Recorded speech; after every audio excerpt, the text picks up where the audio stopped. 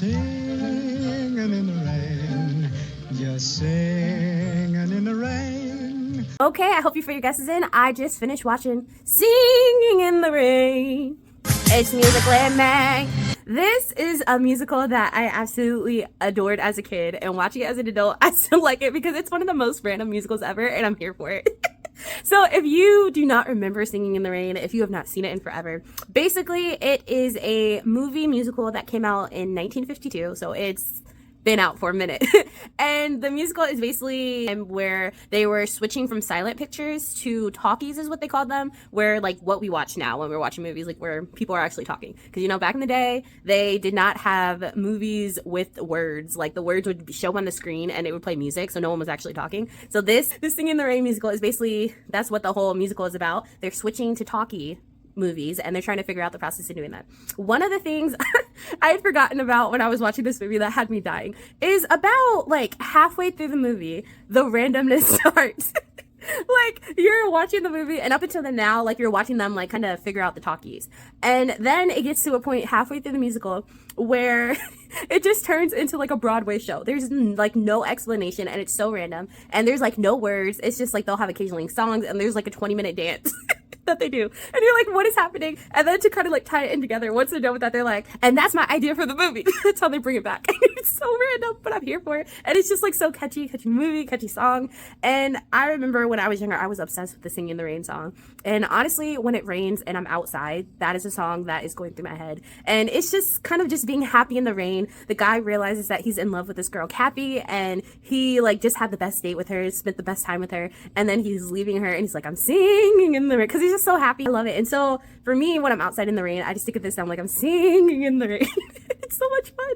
And I had definitely forgotten about Lena, and they did good with her because in the beginning I was like, I felt bad for her because, you know, she just wanted to be like, she was after the main guy and he didn't like her like that, but she was like obsessed. She was like, I want you to love me. And so I felt bad. And then like even towards the end of the movie, I felt bad. And then the real villain of Lena comes out and you're like, dang.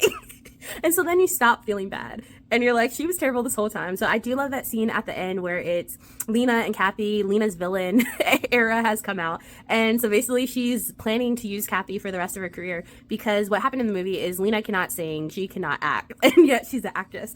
And so they took Kathy's voice, who Kathy, I learned, is actually Debbie Reynolds, who was Carrie Fisher's mother, or if you watch Halloween Town, she's a grandmother from that. And she was Kathy in this, and I was like, oh my goodness. But Kathy can sing and act, and so she basically acts as Lena's voice in this new talking movie.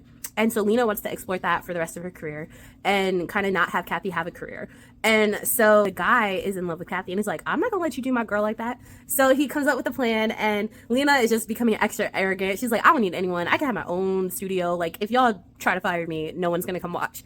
And so she ends up like taking in the applause for this like musical movie that they just did. And so the crowd is like, sing, sing, sing. And so Lena's like, okay. So they get Kathy to agree to like be Lena's voice and like sing behind a curtain. And so Lena's like out and she's like lip singing. And so then while she's lip singing like in front of the crowd, the boys, so it's the main guy, his best friend Cosmo, and like the director of the production studio, they all three, because they're sick of Lena, they all three pull down the curtain and show Kathy, who is actually singing behind them. And so Lena gets embarrassed and runs away, and that's like done. And Kathy gets her moment to actually have a career and just gets the best of both worlds. So I thoroughly enjoyed this movie. I thought it was entertaining.